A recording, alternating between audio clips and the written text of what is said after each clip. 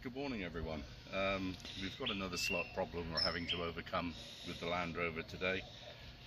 Usual problem, header tank is split right the way down the seam. It's difficult to see, but there is a hairline crack all the way inside that seam. Now this is the second plastic tank we've had in a year, so I've bit the bullet and decided that we would go with a brand new AlliSport header tank, and if we split this one we have serious problems. Now you will find when you go to buy these header tanks that a lot of companies state that this header tank will not fit with the later type bonnets from 1990 onwards. They will fit, but just with a slight modification. So if you come over, I'll show you what I've done. Where the header tank mounts to the inner wing, I've fitted two riv nuts into the wing with a bracer behind. So this is where we will screw onto. The original bracket down here will still be used for the support at the bottom.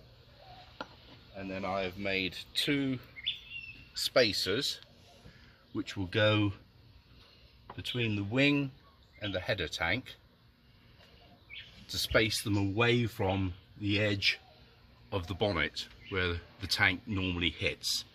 So these spacers are 4 centimeters long, and it gives you plenty of room to put the header tank back in and shut the bonnet once it's done. So the problem we had was, because the header tank split and we chucked all the water out, I had to temporarily link the pipes together so we could limp on, and believe it or not, we've done another 200 miles with the pipe work like that. So the good old Defender keeps going. Just got to keep an eye on the temperature gauge, but it wasn't a problem. So today, like I said, we're going to fit the header tank, couple it up, refill it with coolant, and hopefully everything will be okay. So now we go to refit the new header tank. The spacer just fits between the header tank and the inner wing,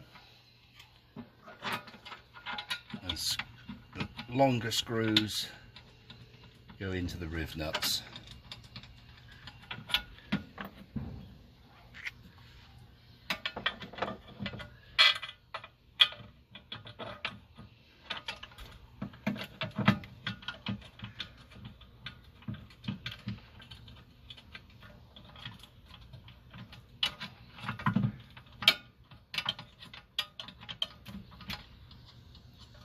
Okay.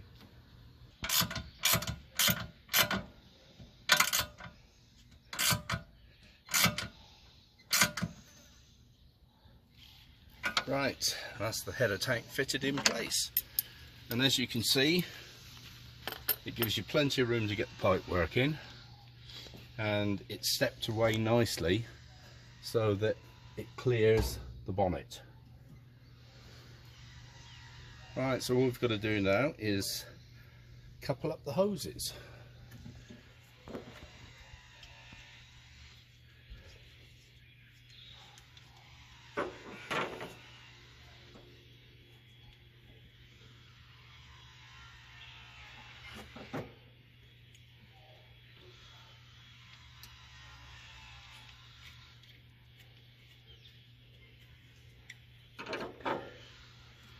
Yeah.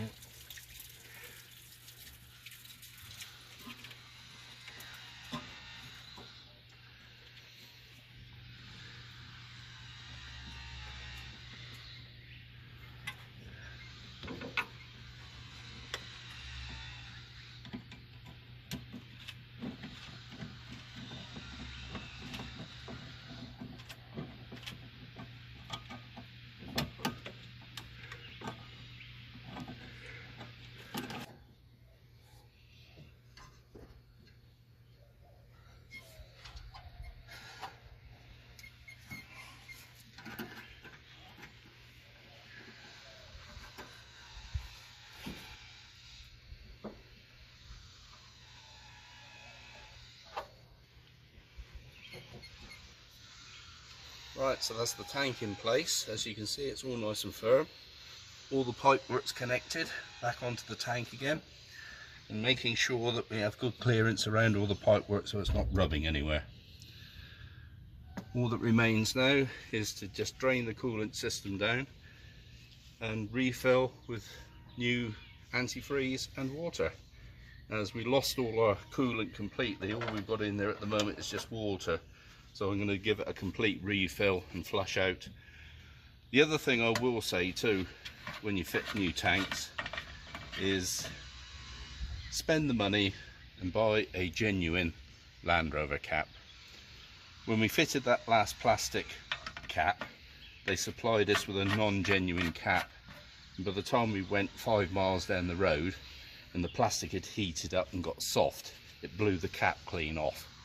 So it's not worth saving a few quid just on a cheaper cap. Right, so what got us out of trouble when that plastic header tank split was this connector. This is one that we had kicking around from fitting water pumps for the drinking water in the vehicle. It's just a normal plumbing connection thread on this end to take a spigot pipe on that end, and believe it or not, it's exactly the right size to fit onto the bottom water supply pipe and the flow and return, so we could just join the two together and keep ourselves going. So cheap piece of plastic, but it got us out of trouble.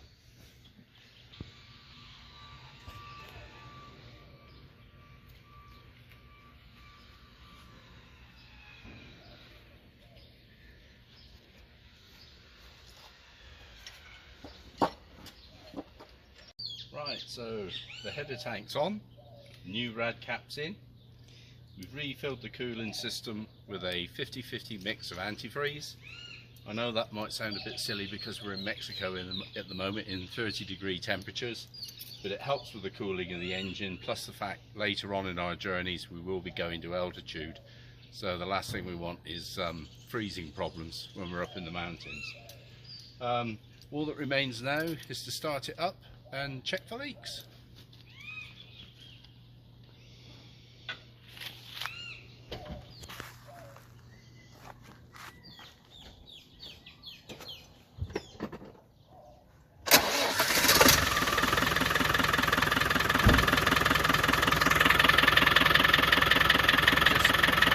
We'll just leave it now, let it run until it gets up to running temperature. And then we'll check it over, make sure we've got no leaks anywhere and that the coolant level is still at the right level.